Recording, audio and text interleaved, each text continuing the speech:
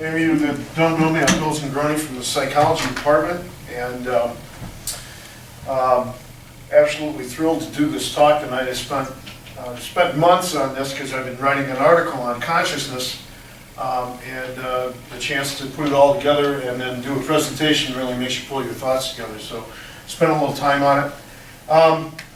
The name of the talk comes from an article by Sam Harris. You all know Sam Harris from The End of Faith, A Letter to a Christian Nation, his blog, The Moral Landscape, etc.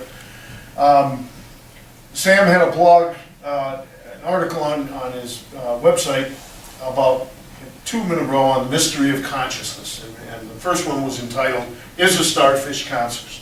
And I know, Ron, you won't believe this part, but I got really pissed off about this. It motivated me to start writing. Don't hold anything back. Tell us how you really feel. Okay. And maybe research everything I'd ever read on consciousness in the past, found a bunch of new stuff. I put it all together in this 35-slide extravaganza here. We'll see how much of it we get through. But that's where it got started, thanks to Sam Harris. So we're going to try and unpack and demystify human consciousness. Like I said, it was, oops. Okay, what did we not do here? Just click on the actual. There we go, thank you, Doug. Okay, so Sam Harris's entry is The Starfish Conscious. In it, he said, a scientific account of the emergence of consciousness would answer this question, whether a starfish is conscious or not. Sam, I wholeheartedly agree with you on that.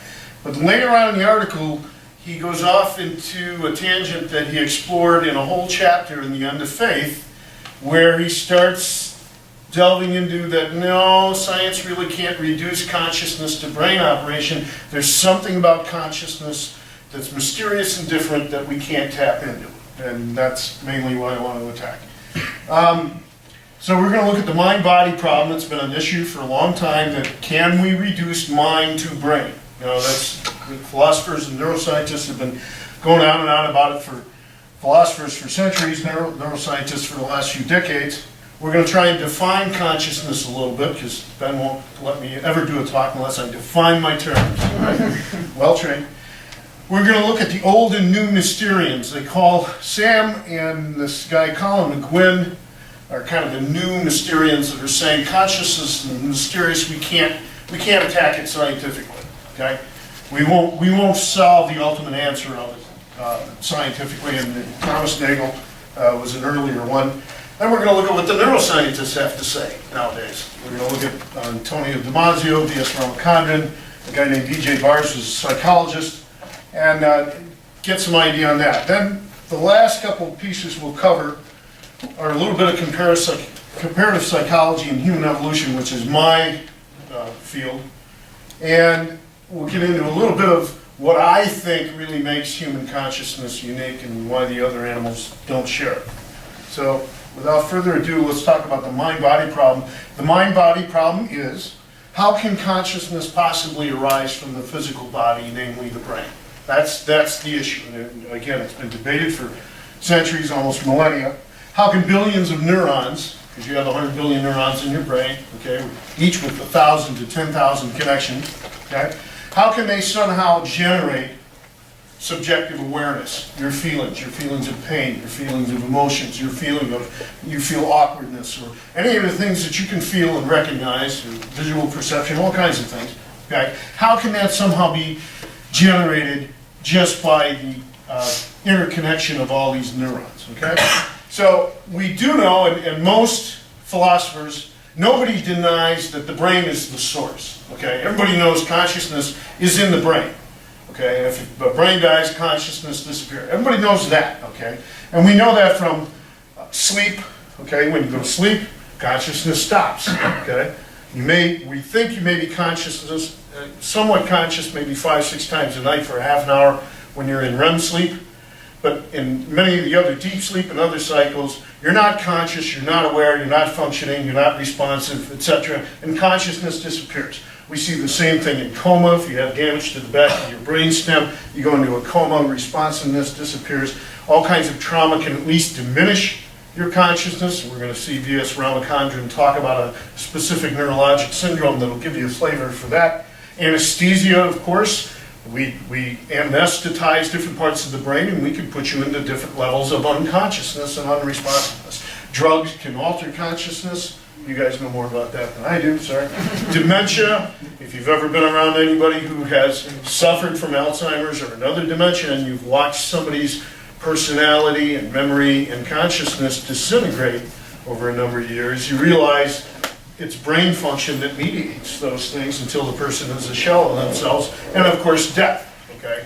And once death happens, okay, no consciousness ever seems to appear. A neuropsychologist that I took a seminar from back in the 80s said, shoot a brain, look for the behavior. If you don't think consciousness and human behavior is mediated by any kind of brain, okay, shoot the brain and then look for the behavior. The behavior always disappears, okay? So everybody buys the brain as the source, but many people argue over is how does the brain produce it? And can the brain by itself produce consciousness, or is there something else that must be involved that we can't just reduce it to a physical brain, okay?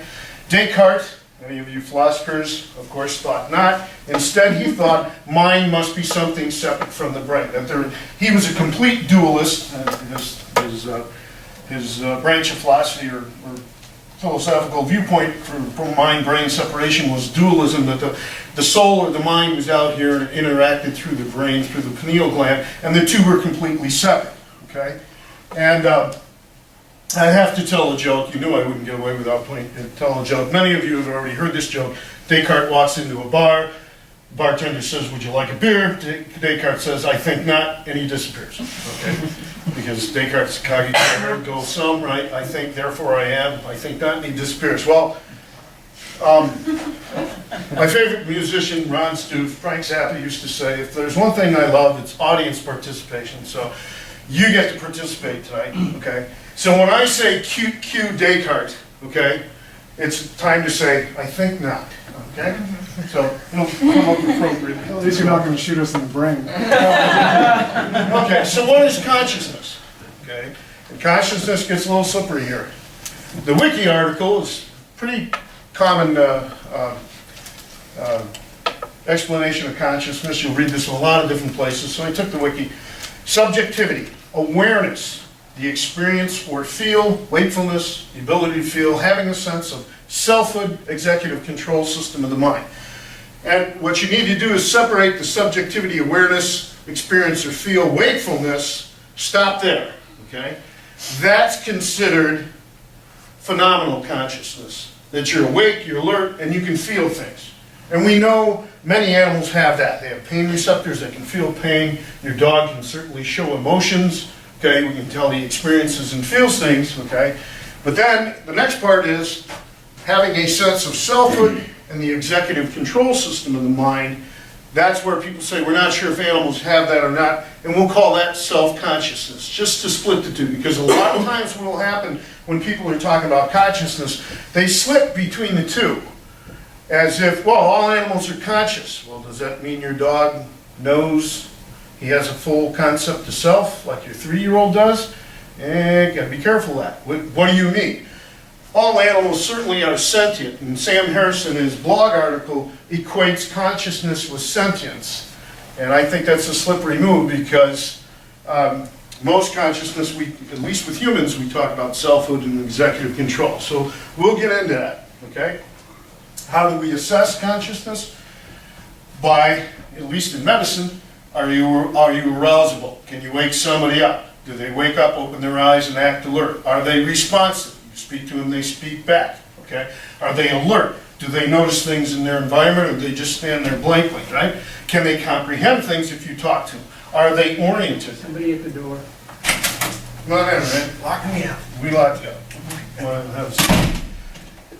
Are they oriented, right? If you fall down and crack your head real good and you're a little out of it, the paramedics are going to say, what time is it? What day is today? What's your name? You know, they're going to see, are you oriented in space and time? Do you know who you are? Do you know where you are? Do you know what time it is? Okay? All those things go into it.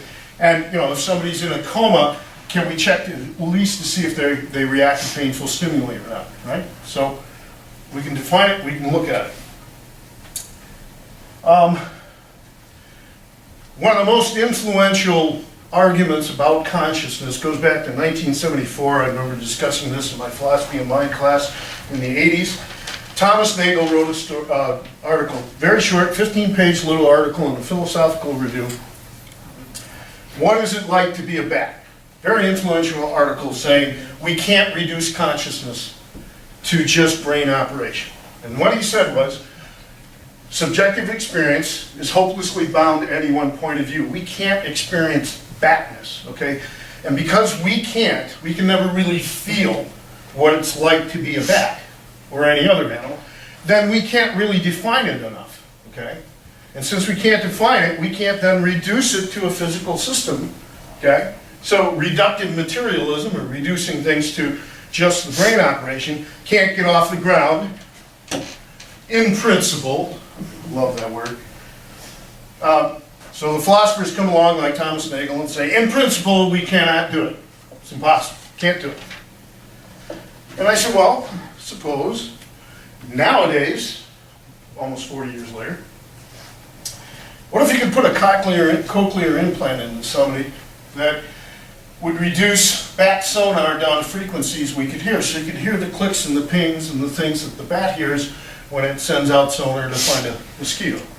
What if you could put really blurry, minimal vision, night vision goggles on you and have the poor vision of a bat? You could possibly experience most of their auditory and visual experience.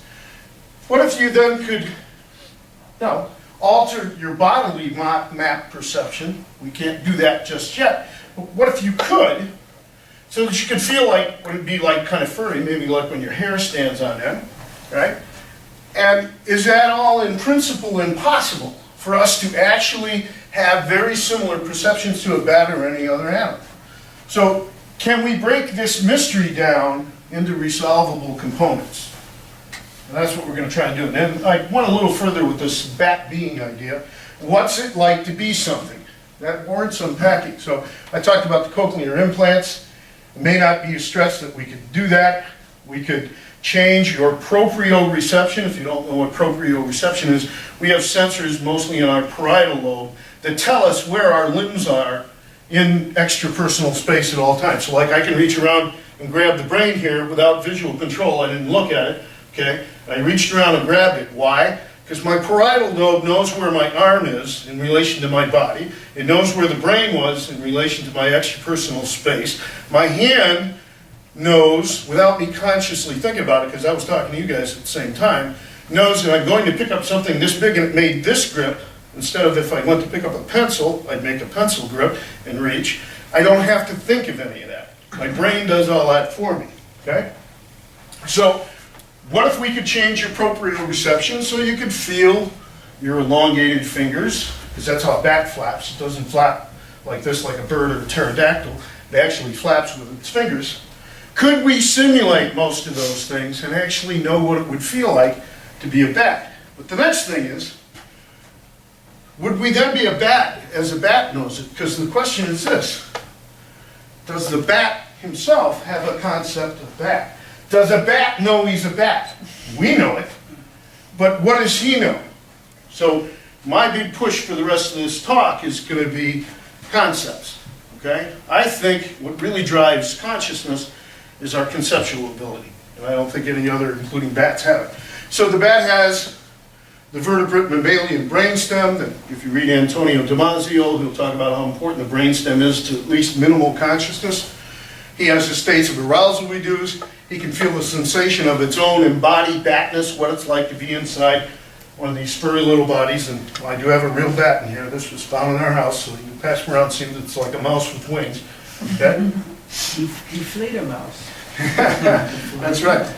But he doesn't have a functioning human cortex. So would the bat, or a cocker spaniel, a chimp, a gorilla, whatever, experience anything like being a self within that embodiment?